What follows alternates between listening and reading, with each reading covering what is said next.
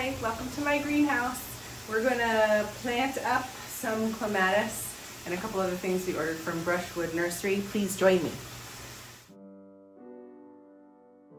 Brushwood Nursery is a small family business specializing in clematis based out of Georgia. On the Brushwood Nursery website, they have a page about how to prune clematis.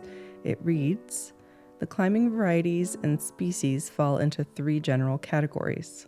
All of our clematis are labeled as type 1, 2, or 3.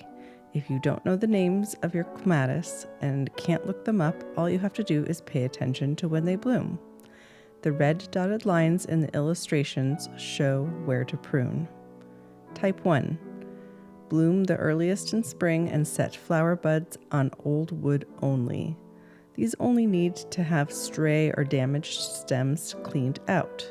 This can be done anytime, but it's suggested that it be done after flowering to avoid losing blooms. Occasional thinning every few years will help the performance. Examples are Montana Maline and Armandii Snowdrift. Type 2 can bloom on old and new wood and generally start flowering in late spring. These should be pruned lightly in late winter or early spring when you see buds beginning to swell. Just cut above fat buds. This can be done higher or lower on the vine. All traditional large-flowered hybrids like Henryi and Nellie Moser are in this group. Type 3. Bloom only on new wood.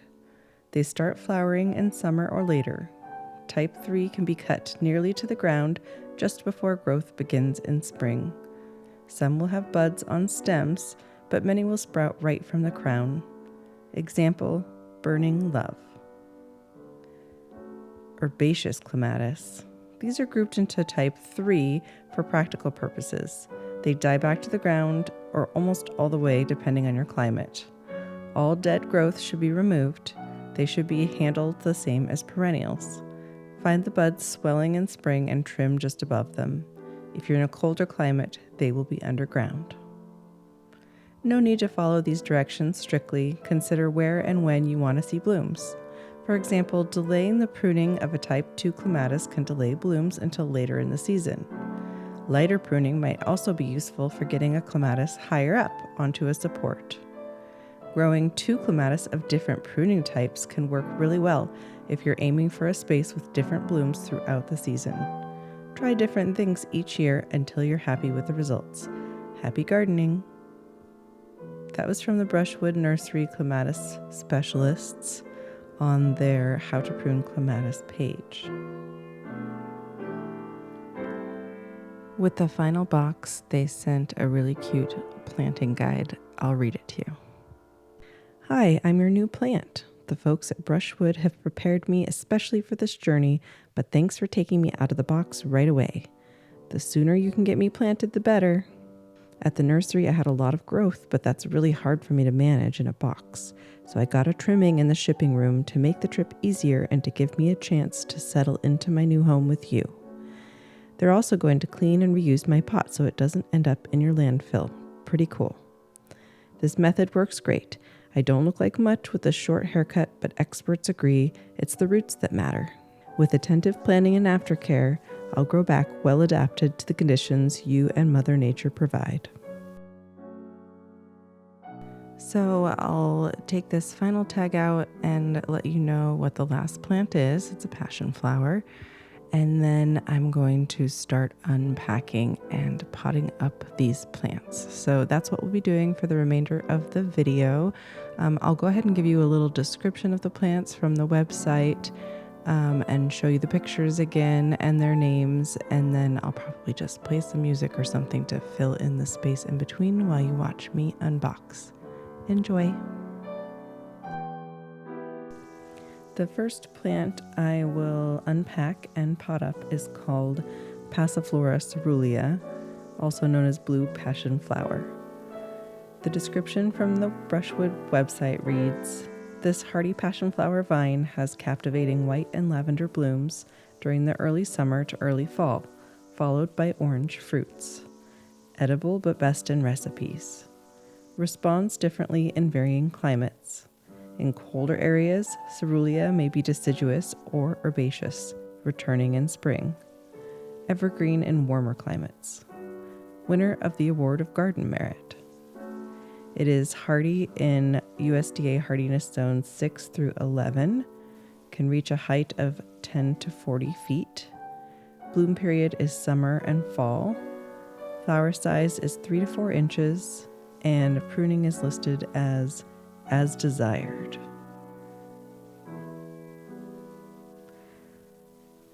I'm thinking about growing this passion flower in my greenhouse for bloom color.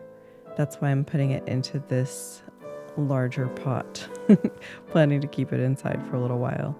So you'll see that the other plants that I received from Brushwood, I'll be putting in smaller pots for now, planning to pot some of them.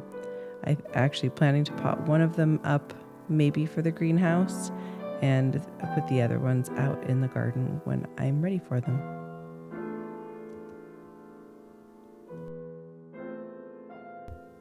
This one seemed to have especially fragile roots, so I was trying to just tip it gently out of the plastic so I wouldn't have to grab onto it with my hands and let the soil fall away. I didn't quite position it correctly, so I'm going to have to dig it out a little bit to lower it into the pot, but I managed to kind of figure that out without making too much of a mess. With this plant, I didn't have any extra soil to mix in, but you'll notice with the other ones, when I put them in smaller containers, I will mix some of my potting mix in with the soil they came in with, just hoping that will help them root out into the pots rather than just staying within the growing medium that they are used to, in case it has a different amount of fertility or ability to hold water, something like that. I just try to mix the mediums together just to make it easier on the roots and let them get established. I'm trying to get the potting soil to settle in here. I have a tendency to overfill pots, and then when I try to water them, the water just flows off the edge and out onto the greenhouse floor instead of down into the pot. So I'm carefully just trying to add just enough medium so it's not too low, has plenty of space for roots to grow out, but the water won't flow off the top of it. So I will test it and water it here in a second, but I think I'm deciding to add a little bit of bark on the top.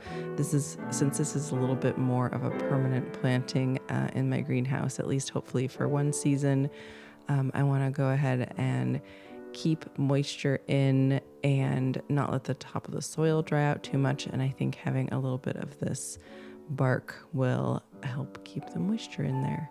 So I'm just going to carefully put water in this container. It's self-watering, so the extra water can't flow out the bottom of it, but I do know it's going to live in the greenhouse, and I know my other self-watering containers have been drying out actually pretty quickly in the greenhouse these days because we've had a lot of sun and warm weather. So that's what the passion flower looks like, all potted up, and I will be getting... Oh yes, I tried to see if these containers were big enough. These are the 5-inch containers from Bootstrap Farmer. They are definitely too small for these real 1 gallon. They make a big deal about it being a true gallon on the website pots. So I had to go and find some gallon pots outside, and that's what I will be using to pot up the rest of these plants. The next plant I'll be potting up is called Clematis Pinky. The description from the website reads, "It produces 7 to 8 inch flowers with a rich magenta bar on white-rimmed petals. The blooms appear in spring and summer, and the flower color can be lighter or darker depending on growing conditions." It's from Ishiguro, Japan. Planting in USDA Hardiness Zones 4 through 9, reaches a height of 6 to 8 feet. Bloom period is late spring and late summer. Flower size is 6 inches. Pruning type 2. So this is the only clematis I purchased in this pruning type. Basically, it means don't cut it all the way down to the ground and wait until you see some buds. And then if there's dead branches or no growth above where there's buds are, you can trim that part off. Honestly, this is the approach I've pretty much taken to all my clematis before this point because I don't know what their pruning types are, and so I don't want to cut them down if I'm not supposed to. So I always just wait until I see buds in the spring and I see if there's any dead foliage, and then I just cut the dead foliage off. I think that's a pretty good bet in general. I've planted a lot of clematis and not a lot of them have survived yet, but also I've been establishing my gardens and moving things around a lot. They seem to not like to be moved around very much.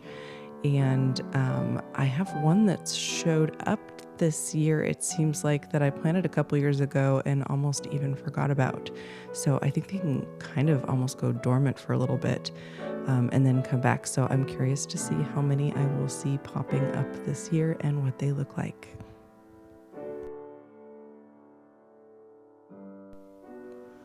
The next plant I'm going to pot up is called Clematis montana Tetrarose. The description on the Brushwood website reads, "It produces 3-inch rich pink flowers with a spicy scent, not well suited to hot climates. Royal Horticultural Society's Award of Garden Merit. USDA Hardiness Zones 7 through 9, height 15 to 23 feet, bloom period spring, flower size 3 inches, and pruning type 1. Since this clematis and the one that I will show you next both bloom in the spring, I will plan to put them at the house in Tacoma. My goal is to have mostly spring and fall blooming plants in the Tacoma house, and summer blooming plants I will focus on having at the beach house. That helps to kind of guide my garden plan, and it just kind of limits a little bit what I put in each place. You'll notice that I don't actually follow that because I do like to have flowers all year round, but it's just kind of a way of focusing my planting for when I will be spending the most time in each place. So we spend time in both places all year round, but Tacoma is where school is, and where we are during fall, winter, and spring mostly, with just visits to the beach house. And so I just try to time my plantings accordingly. So hopefully I can get these in a spot where they can get watered regularly. They really do like their water and their compost, and it can get established and I can get some beautiful blooms. It should get pretty big if I can find it a spot where it is happy. I'd love to hear in the comments what kind of clematis you've planted in your yard, and what kind of pruning you do, what kind of experience you have if you're growing them in pots or in the ground, how much sun they're getting, if they're doing well in a little bit of shade, how you fertilize them, and what works well for you, because I'm about to plant a bunch of them because I love them. The next plant I'll be potting up is called Clematis montana Pink Perfection.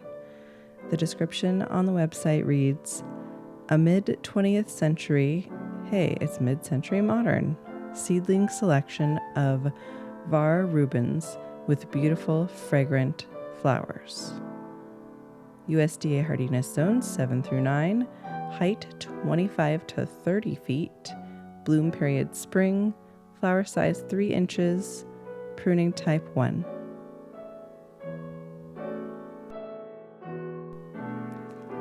I know I said I was going to play some music or something, but apparently I have a lot to say about clematis. I love clematis and I would love to have them everywhere. I want to plant them along with roses and other things. Even I love the idea on the Brushwood website of planting them together with other clematis that just bloom at a different time. I didn't even think about that, and now I'm going to just have to buy more. I should be able to keep them alive now that I have a watering system and I can continuously get water to their roots and not let them dry out. I think that's probably been the problem I've had with them in the past. I've also tried to leave them in pots, which I think they just dry out again. So you have to be really good about watering if you're going to put them in pots. This one in particular, I wanted to note that I planted it as deep as I could in this container. I think maybe this container was a little bit short. You can see me kind of messing with it here. I don't think I actually planted it all the way up to the spot that it needed to. I'll turn it on its side here in a second and you can see. So I need to prioritize getting this one in the garden first. It's just the roots are kind of underground, but you can see how it kind of a couple inches above the soil, it starts to branch off. So I think I'd like to plant it a little deeper than I got it here.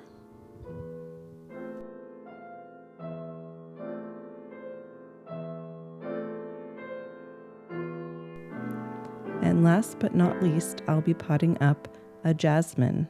The name of this one is Jasmine Stephanense. It's a cross between the two. The description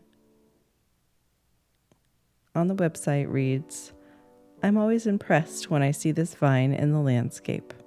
The new growth is a very pale green, almost chartreuse before it matures. It gives an interesting depth to the background for the rosy buds and pink fragrant flowers. USDA Hardiness Zones 7 through 10, height 12 feet, bloom period summer, flower size 12 inches, pruning as desired."